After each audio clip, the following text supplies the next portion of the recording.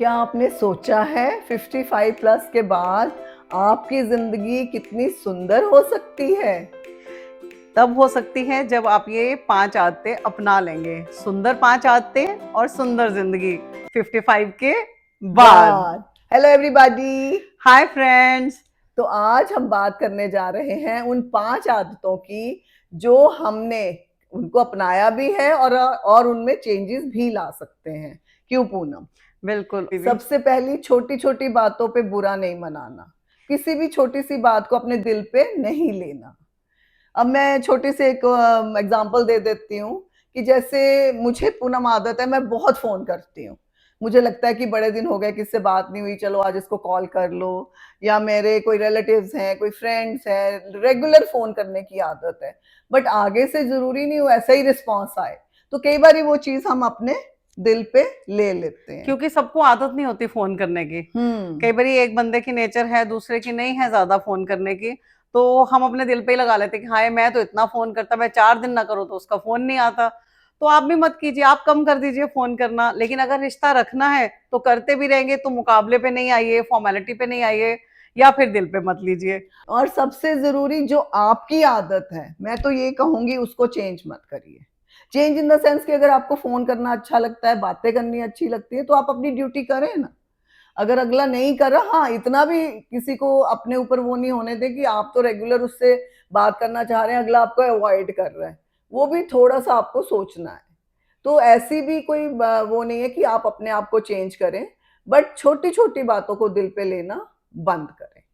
और कई बार क्या होता है कि हम किसी के घर जाते हैं, हम कोई घर आता है, हम बहुत अच्छे से एंटरटेन करते हैं, हम उसके घर जाते हैं, वो हमें एंटरटेन नहीं करता। तो हमारे को ये बात भी चुभ जाती है कि हाय हम गए, उसने हमें अच्छे से पूछा नहीं। एक तो पंजाबियों में कहावत है ना, पुछिया नहीं। पूछया नहीं। सानू पुछिया नहीं। हाँ, मतलब तो वो लगता तो है कि हाँ, भाई हम तो, कोई आता है तो हम डुल जाते हैं उसके ऊपर कि अब इसके लिए हम क्या कर दें। लेकिन अगर कोई आपको नहीं ऐसे एंटरटेन कर रहा, तो मतलब आपको फिर समझ जाना चाहिए कि उसका, उसके पीछे उसका क्या मकसद है। देखिए कभी कभी तो हो सकता है वो एक्चुअल में बहुत बिजी हो, किसी टेंशन में हो, कहीं जाना हो, तो आपको नहीं अच्छे से एंटरटेन कर रहा। लेकिन अगर हर बारी ये हो रहा है, हर बारी जितनी बारी हाँ, आप जा रहे हैं आपको ये रियलाइज बिल्कुल हो रहा है कि वो बिल्कुल। हमें अच्छे से एंटरटेन नहीं करना चाहता, तो हम्म। बेटर है कि आप पीछे हट जाइए। तो बिल्कुल। हो सकता है वो आपसे पीछे ही हटना चाहता हो। तो कभी कभी ये कड़वी सच्चाइयों को समझ लेने से भी जिंदगी जो है सुंदर हो जाती है। क्योंकि उसमें आपको केयरफुल रहना है कि वो आपको अवॉइड कर रहे हैं, कि पर्पसली कुछ ऐसा उसके साथ है कि वो ना चाहते हुए भी उसको करना पड़ रहा है। बिल्कुल। तो इस चीज को आपको समझना है। तो हमारा मेन कहने का मतलब, ऐसे तो बहुत सारी बातें हैं कि छोटी छोटी बातें दिल पे ना लें, बट सबसे मेन हमारा जो हमें समझ में आया कि ये 2 पॉइंट तो बहुत जरूरी है। कि हर बात को दिल पे ना लें ना लें, और खुशहाल रहें। खुशहाल रहें, बिल्कुल। तो अब चलते हैं हम अपनी दूसरी आदत की ओर। तो दूसरी आदत हमारी जो है वो ये है कि हमें अपने लिए भी जीना है। हम एक लंबा सफर तय करके इस उम्र तक पहुंचे हैं, दूसरों के लिए जिए हैं, दूसरों की खुशियों के लिए शायद हमने बहुत कुछ सेक्रीफाइस भी किया होगा। लेकिन अब जो वक्त है वो हमारा है। हमारी खुशियां। हमारी खुशियां उनको टचवुड। अपनी खुशियों को आप सेकेंडरी मत रखिए। आप परिवार में जीते हुए, सबके लिए करते हुए भी अपने लिए वक्त जरूर निकालें। क्योंकि कभी भी ऐसा होता है कि आपको बहुत अच्छे गाने सुनना पसंद है, ओल्ड मूवीज देखना पसंद है, ओल्ड सॉन्ग सुनना पसंद है। तो शायद घर में बाकी लोगों को ये चीजें नहीं पसंद आती आजकल के माहौल के हिसाब से, या किसी का कभी राजेश खन्ना फेवरेट रहा है, अमिताभ हाँ, बच्चन फेवरेट रहा है। तो उनको वो गाने सुनने अच्छे लगते हैं पुराने टाइम के, या और भी पुराने टाइम के जो 60s की 70s की मूवीज होती थी। मूवीज है, तो हाँ। आजकल तो सब कुछ बहुत ईजी हो गया है, यूट्यूब पे है। टीवी में देख नहीं देख सकते आप, लैपटॉप पे यूट्यूब पे अपना हेडफोन लगाइए और जब आपके पास फ्री टाइम है अपने शौक पूरे कीजिए। कोई बागवानी का शौक, कुछ भी शौक आपके जो हैं, दोस्तों को मिलने का। कोई भी जो पुराने शौक आपने कोई रिस्पॉन्सिबिलिटी की वजह से, या टाइम ना मिलने की वजह से, या आपके कुछ और आप कर रहे थे उस टाइम पे, अब आपको लगता है कि 55 प्लस मैं थोड़ा अपना अपना मी टाइम मेरा ये है, तो उसको मैं कैसे अपने ऊपर यूज करूं, तो वो आपको खुद सोचना है। बच्चों का मी टाइम होता है ना, आजकल हाँ, बच्चों में ये आजकल। बहुत कॉमन है मी टाइम। हाँ, तो हमें भी मी टाइम चाहिए।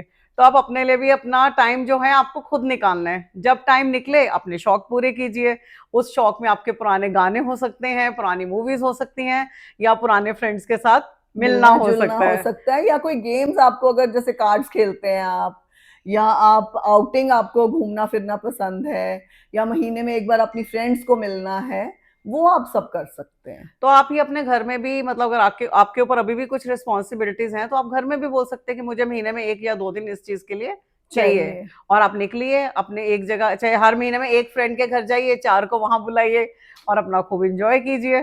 तो अपने शौक नहीं टालने नहीं चाहिए। टालने चाहिए। और बहुत काम कर लिया, अब अपने लिए करें जो करना है। अपने लिए भी समय समय निकाले। निकालें।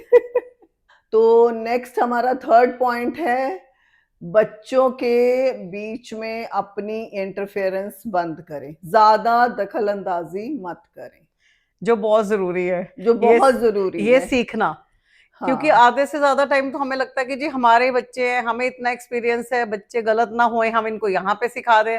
यहाँ हम भी अब ये चीज सीख रहे हैं कि इनको यहाँ पे हम ये अकल दे दें, वो सिखा दें, ये सिखा दें, जो सबसे गलत हमारे लिए ही हो जाता है।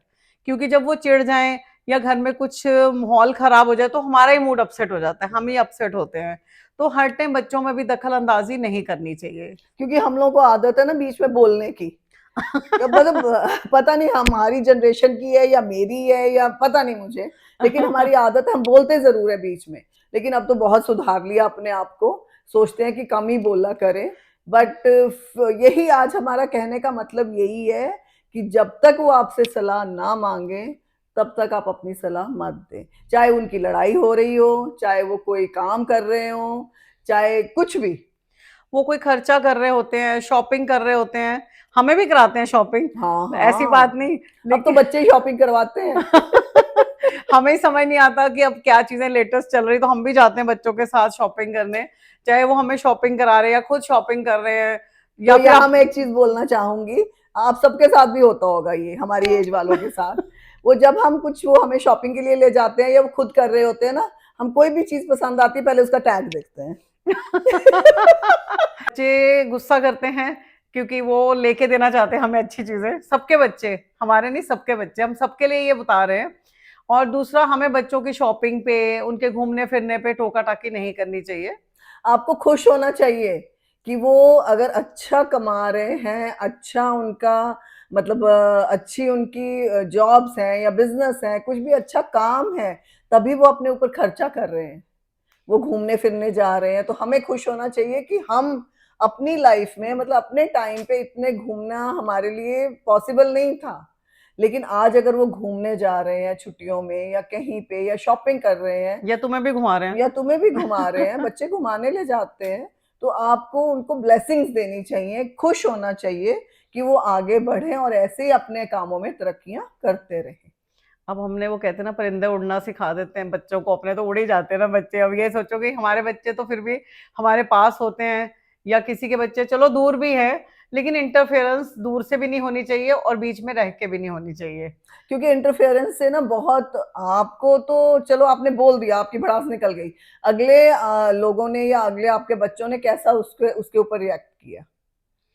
तो इंटरफेरेंस, चाहे वो अपने बच्चों को ही पाल पोस रहे हैं, उनके अपने तरीके हैं, आजकल का माहौल दूसरा है, तो हमें नहीं रहा जाता, हम भी बोल देते हैं कई बार कुछ, लेकिन बोलना नहीं चाहिए, क्योंकि हमारी सलाह भी बहुत कीमती है, तो अपनी की, अनुभव है। हाँ बिल्कुल, एक्सपीरियंस है, बातों के कारवां को चला रहे हैं, एक्सपीरियंस ही तो हम बता रहे हैं अपना। अपने एक्सपीरियंस बताते हैं, और जो हम अपने आसपास के माहौल में देखते हैं वो एक्सपीरियंस आपसे शेयर करते और हैं। आप भी शायद इसी चीज से निकल रहे होंगे, हमारी बातें सुन के आपको भी लगता होगा वाकई में यही सब हमारे साथ भी चल रहा है। तो इसमें हम लास्ट में यही कहना चाहते हैं कि आपकी सलाह, बहुत कीमती है, तो उसको कीमती सलाह को संभाल के रखिए और बिना पूछे मत मत दीजिए।